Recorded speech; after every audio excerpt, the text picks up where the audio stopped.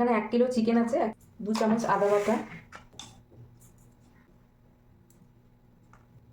ধনে গুঁড়ো দিয়ে দেবো, রসুন বাটা, জিরে বাটা 1 চামচ,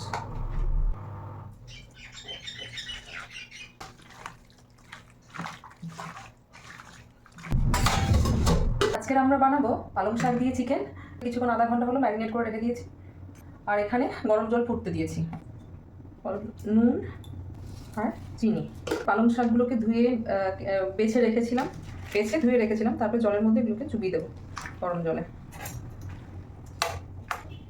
পালং শাকগুলোকে কিছুক্ষণের জন্য প্রায় 2-3 মিনিট আমি এই গরম জলে একটু ভাপিয়ে নেবো, তাই পালং শাকের কাঁচা গন্ধটা চলে যায়।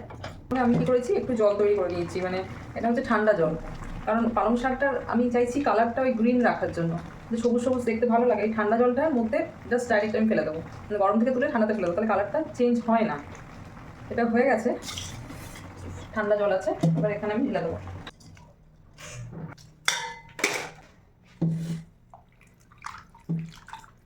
এটাকে মিক্সিতে তুলে নেবো, জলটা ভালো করে চেপে।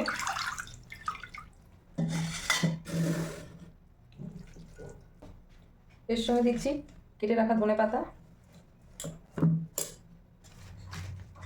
আর গুঁড়ো লঙ্কার বদলে কাঁচা লঙ্কা আর 10টা, যে যেমন ঝাল খায় সেরকম কাঁচা লঙ্কা।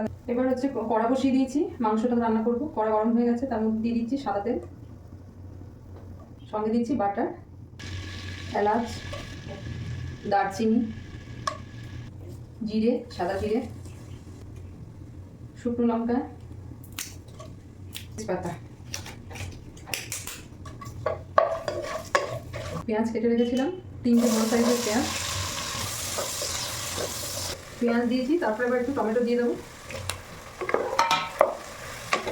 এবারে বেটে রাখা পালং শাক, ধনেপাতা আর কাঁচা লঙ্কা দিয়ে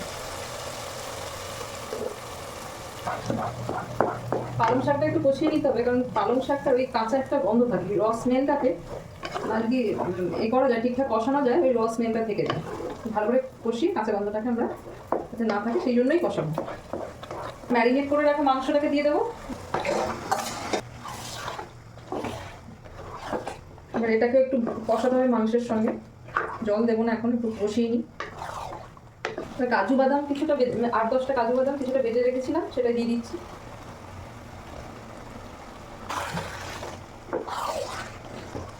ধুয়ে সেই জলটাও দিয়ে দিচ্ছি।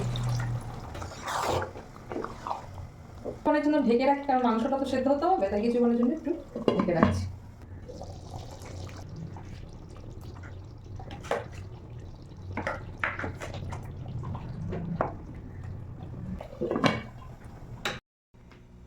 এটা হচ্ছে ফাইনাল লুক আমাদের পালক চিকেনের।